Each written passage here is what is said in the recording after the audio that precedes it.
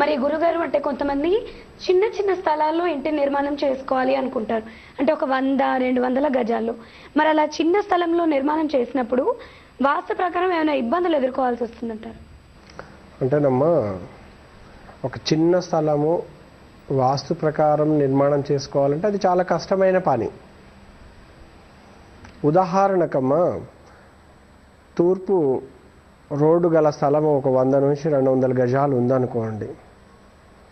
మనం వీలైనంత వరకు వాస్తు ప్రకారం తీర్చిదిద్దడానికి అవకాశం ఉంటుంది, కానీ 100% వాస్తు రావాలంటే రాకపోవచ్చు.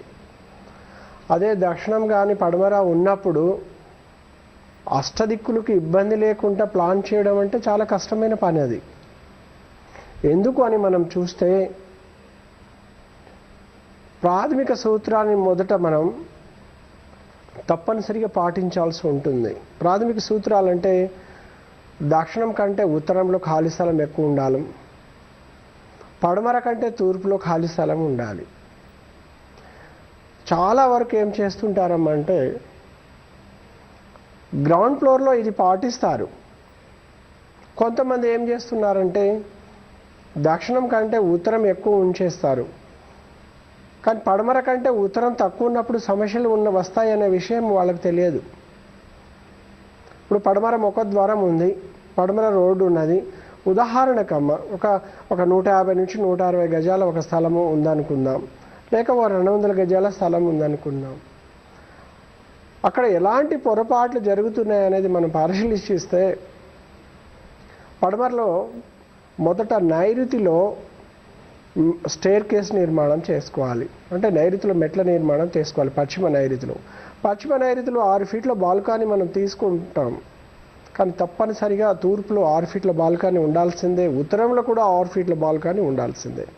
అలా కాకుండా చాలామంది ఏం చేస్తారు అంటే ఉత్తరంలో 4 ఫీట్ల బాల్కనీ లేదా 3 ఫీట్లకు సర్దుకుంటారు. పశ్చిమ చూస్తే బాల్కనీ 6 ఫీట్ల నుంచి 7 ఫీట్లు ఉంటుంది. ఇలాంటి నిర్మాణం చేసుకున్నప్పుడు వాళ్ళకి ఎలాంటి ఇబ్బందులు వస్తుంటాయి అనేది తెలుసుకోవచ్చు ముందుగానే. ఆర్థికపరమైన బాధలు, ఉద్యోగంలో ఉందనుకోండి, ఉద్యోగంలో టెన్షన్స్, ఉద్యోగ భద్రత కూడా ఉండకపోవడం. ఎందుకంటే నా ప్రాక్టికల్ లైఫ్లో ఎంతోమంది చూశాను.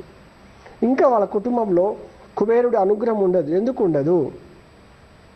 వాళ్ళు అంటారు, సార్ మేము ప్రాథమిక సూత్రాన్ని అనుసరించి ఇల్లు కట్టామండి, వాస్తుని అనుసరించాము, సిద్ధాంతాలతో చూయించుకున్నాము, మంచిగా పూజ చేసుకున్నాము, అన్ని గృహప్రవేశం రోజు హోమాలు చేసుకున్నాము, మాకు సత్ఫలితాలు లేదని ఎంతోమంది బాధపడుతుంటారు. అక్కడ చూస్తే మనం చిన్న పరిశీలన చేస్తే, దక్షిణం కంటే గ్రౌండ్ ఫ్లోర్లో దక్షిణంలో 2 ఫీట్లు ఖాళీ స్థలం ఉంటే మేము ఉత్తరంలో 4 ఫీట్లు వదిలాం సార్ అంటున్నారు. పడమరలో మనకు 6 ఫీట్లు మనకు ఖాళీ స్థలం ఉంటే తూర్పులో 8 ఫీట్లు ఉంది, ప్రాథమిక సూత్రాలు అనుసరించాం కదా అంటారు. కారిడార్ విషయంలో విఫలమవుతున్నారు చాలామంది. ఎప్పుడైనా కూడా దక్షిణంలో కారిడార్ 2 ఫీట్ ఉంది, ఉత్తరంలో మనకు 4 ఫీట్ ఉంది, పడమరలో 6 ఫీట్ ఉంది స్టేర్ కేస్ అండ్ బాల్కనీ, తూర్పులో 6 ఫీట్ ఉంది.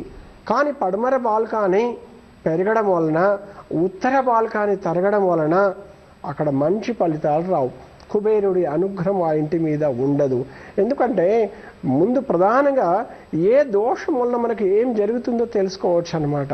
చూడండి, ఇక్కడ చూస్తే వీళ్ళు పర్ఫెక్ట్గా పాటించడం అనుకుంటున్నారు, కానీ ఒక్క బాల్కనీ ద్వారా పూర్తి వాస్తుని మైనస్ అవుతుంది. అష్టదిక్పాలకుడు కుబేరుడు ఆ ఫస్ట్ ఫ్లోర్లో ఉండే వాళ్ళకి అస్సలు మంచి సత్ఫలితాలు ఇవ్వదు. ఎందుకు ఇవ్వరు అంటే చక్కగా నైరుతి నుంచి వీళ్ళు పైకి వెళ్తారు, బాల్కనీని యూజ్ చేస్తుంటారు. ఇంకా కొంతమంది ఏం చేస్తారు, ఆ బాల్కనీ తగ్గట్టు కాలం తగ్గట్టుగా పశ్చిమ వాయువులో సింహద్వారం ఏర్పాటు చేయకుంటే ఇంకొక 2 ఫీట్ సెట్ బ్యాక్ పెట్టుకుంటారు, ఎందుకంటే విశాలంగా ఉంటుందని. అది ఇంకా చాలా తప్పిదం, చాలా ఘోరం అన్నమాట. అందుకని ఇలాంటి పొరపాటులు చేయకుండా మీకు పడమర రోడ్డు ఉన్నప్పుడు ఒక 200 గజాల లోపు ఉన్న స్థలాలకు నేను చెప్తున్నాను, పెద్ద స్థలాలు కూడా ఇదే వర్తిస్తుంది. పడమరలో బాల్కనీ 6 ఫీట్లు ఉంటే తూర్పులో బాల్కనీ తప్పనిసరిగా 6 ఫీట్లు ఉండాలి. పడమరలో 6 ఫీట్ల బాల్కనీ ఉంటే ఉత్తరంలో తప్పనిసరిగా 6 ఫీట్ల బాల్కనీ అనేది ఉండాలి. ఎప్పుడైతే ఉత్తరంలో 3 ఫీట్లు కానీ 2 ఫీట్లు కానీ 4 ఫీట్లు ఉన్నప్పుడు అది దోషము. మరి ఇలాంటి దోషాలని మనం సవరించుకోలేకపోతుంటాం. అప్పుడు మనకి ఇంట్లో ఏం సమస్యలు ఉన్నాయి, మీకు ఆర్థికపరమైన సమస్యలు ఉన్నాయా లేదా, కుబేరుడి అనుగ్రహం లేదా అనేది మీకు ఇమీడియట్గా తెలుస్తుంది. ఉద్యోగ భద్రతలో ఇబ్బందులు వచ్చేస్తుంటాయి. ఇంకా కొంతమంది ఇలాంటి గృహాల్లో ఏం జరుగుతుందంటే అనవసరంగా మధ్యవర్తులుగా ఫ్రెండ్స్కి నమ్మిన వాళ్ళకి డబ్బులు ఇప్పించడము, ఆ డబ్బులు ఇప్పించిన మధ్యవర్తి తర్వాత ఇవ్వాల్సిన టైంలో వాళ్ళు ఇవ్వకపోవడము, మధ్యవర్తిగా వీళ్ళు ఇబ్బంది పడడము, తద్మూలంగా ఆర్థిక పరిస్థితులతో ఉన్న ఇల్లుని మళ్ళీ లోన్లో ఏదో బ్యాంకులో పెట్టుకొని లేకుంటే అమ్ముకొని అప్పులు కట్టాల్సిన పరిస్థితులు వచ్చేస్తాయి. ఎందుకు అంటే కుబేర దోషం ఇలా ఉంటుంది. అదేవిధంగా మనము ఒక దక్షిణ స్థలం మనం చూస్తాం. దక్షిణం రోడ్డు ఉన్నది, ఉదాహరణకు ఒక 30 ఇంటూ ఒక 50 అనుకుందాం. దక్షిణ స్థలం ఉన్నప్పుడు దక్షిణ ముఖద్వారము నిర్మాణం జరగాలనేది శాస్త్రం చెప్తుంది. కానీ మనం ఏం చేస్తున్నాం, దక్షిణాగ్నేయంలో అసలు కంప్లీట్ దక్షిణాగ్నేయంలో ఒక ఫిల్లర్ ఇచ్చేస్తున్నాం. కనీసం చిన్న మొత్తం ఆగ్నేయ అనే కార్నర్ లేకుండా గేట్ పెట్టేస్తున్నారు. ఆ పిల్లర్ మూలంగా రావలసిన శుభ ఫలితాలు రాకుండా అశుభ ఫలితాలు వస్తుంటాయి. పూర్తి ఆగ్నేయంలో ఫిల్లర్ పడకూడదు, కాలం పడకూడదు, గేట్ కాలం, గేట్ ఫిల్లర్స్ అంటారు. అదేవిధంగా మనం గేట్ ఏర్పాటు చేసుకుంటారు దక్షిణాగ్నేయంలో శుభము. కనీసం కార్నర్ ఒక 9 ఇంచులు కానీ 1 ఫీటు కానీ కార్నర్ వదిలేసిన తర్వాత కనీసం మనం గేట్ ఏర్పాటు చేసుకోవాలి. ఇప్పుడు దక్షిణ ముఖద్వారం స్థలంలో గృహ నిర్మాణం చేసుకునేటప్పుడు ఎలాంటి ఆటంకాలు వస్తాయో మనం తెలుసుకోవచ్చు. ఎలా డిజైన్ చేసుకోవాలనేది. చాలామంది ఏం చేస్తుంటారంటే దక్షిణ నైరుతిలో స్టైర్ కేస్ వేసుకుంటున్నారు, మెట్లు. దక్షిణ ఆగ్నేయంలో చక్కగా మనకు 6 ఫీట్ల 9 అంగుళాలు 6 ఫీట్లు బాల్కాన్ వేసుకుంటున్నారు. దాన్ని తగ్గట్టుగా ఉత్తరంలో 6 ఫీట్లు బాల్కాన్ చాలామంది పాటిస్తున్నారు.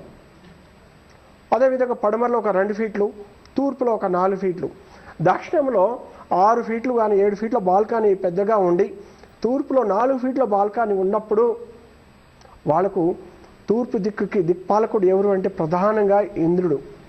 ఆ దిక్కుకి తూర్పు వారి నుంచి ఆగ్నేయం, ఈశాన్యం, తూర్పు ఈశాన్యం.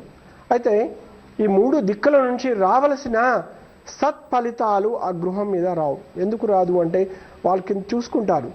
మాకు పడమరలో ఒక 3 ఫీట్ల ఖాళీ స్థలం ఉన్నది, 2 ఫీట్ల ఖాళీ స్థలం ఉంది, తూర్పులో ఎంత 4 ఫీట్లు ఉంది, దాని తగ్గట్టుగా మేము గేట్ పెట్టుకున్నాము, దక్షిణంలో నేను మెట్లు వేసుకున్నాము, స్టైర్ కేస్ వేసుకున్నాము, నైరుతిలో పైన కప్పు వేసుకున్నాము, ఉత్తరంలో బాల్కనీ మేము వాస్తు ప్రకారమే కట్టుకున్నాం అనుకుంటారు. మీరు గ్రౌండ్ ఫ్లోర్లో చూడండి, తూర్పులో 4 ఫీట్లు, దక్షిణంలో ఎంత 6 నుంచి 8 ఫీట్లు ఉంది, ఉత్తరంలో మీకు 10 ఫీట్ ఉండొచ్చు. కానీ తూర్పులో ఖాళీ స్థలం తగ్గిపోయి దక్షిణంలో ఖాళీ స్థలం పెరిగిపోవడం వలన అలాంటి ఇండ్లలో భార్యాభర్తల సఖ్యత ఉండకపోవడము, ఆర్థికపరమైన ఇబ్బందులు, ఏదైనా శుభకార్యాలు చేయాలనుకుంటే తొందరగా చేయలేకపోతుంటాము, పిల్లలకు వివాహ గడియలు ఆలస్యం అయిపోవడము, ఇంకా మనం చూస్తే పేరు ప్రతిష్టలు. మన డబ్బు ఎవరికైనా ఇస్తే తూర్పు ఇంద్రస్థానం నుంచి అక్కడి నుంచి ఆయన డబ్బు ఇవ్వడం వల్ల నేను నష్టపోయినాను, ఇంకా పేరు ప్రతిష్టలు పోవడము, చెడ్డ పేరును తెచ్చుకోవడము. ప్రధానంగా దక్షిణానికి ఖాళీ స్థలం ఎక్కువ ఉండి తూర్పు ఖాళీ స్థలం తక్కువ ఉన్నప్పుడు ఆ ఇంట్లో స్త్రీలకు అనారోగ్య సమస్యలు తరచు ఏదో ఒక వెంటాడుతుంటుంది. చిన్నపిల్లలున్న చర్మ వ్యాధులు రావడము. ఇంకా ఇలాంటి దక్షిణానికి సంబంధించినది మనం తీసుకుంటే యమధర్మరాజు దక్షిణానికి అధిపతి. మృత్యుదేవత కూడా ఎప్పుడు కాసుకొని ఉంటుంది. ఉత్తరంలో ఖాళీ స్థలం ఉంది, కానీ తూర్పులో దక్షిణం కంటే తూర్పులో ఖాళీ స్థలము తక్కువ ఉండడం వలన ఎన్నో నష్టాలు, తద్మూలంగా ఆర్థికపరమైన నష్టాలు. కుబేరుడిక మిత్రుడు ఇంద్రుడు, కానీ కుబేరుడిక మిత్రుడు ఖాళీ స్థలం తక్కువడం వలన కుబేరుడికి ఆపోజిట్ వర్గమైన యమస్థానము ఖాళీ స్థలం పెరగడం వలన ఆ ఇంద్రుడు కూడా సత్ఫలితాలు ఇవ్వక ఎన్నో కష్టాలు నష్టాలు పడుతూ ఉంటారు. సరిచేయాలి అంటే చేసుకునే అవకాశం లేదు. మెట్లని తీసివేయలేము, మెట్లు తీసేసి ఇంకో దగ్గర పెట్టలేము, ఎన్నో లక్షలతో ఖర్చుకున్నది. ఇలాంటి దోషాలతో బాధపడుతూ ఉంటే మీరు బాధపడాల్సిన అవసరం లేదు. ప్రతి దోషాన్ని అష్టదిగ్బంధన అనే ఒక కార్యము ద్వారా ఆ దోషాన్ని నివృత్తి చేసుకోవచ్చు. ఎందుకంటే ఒక్కసారి నేను పరిశీలించాననుకోండి, ఆ ఇంట్లో ఏం జరుగుతుందో కూడా మనం ముందుగా తెలుసుకోవచ్చు. ఇలాంటి సమస్యలు వస్తాయి, ఆ సమస్యను ఎలా పరిష్కారం చేసుకోవచ్చు అనేది సలహాలు కూడా మనం తీసుకోవచ్చు.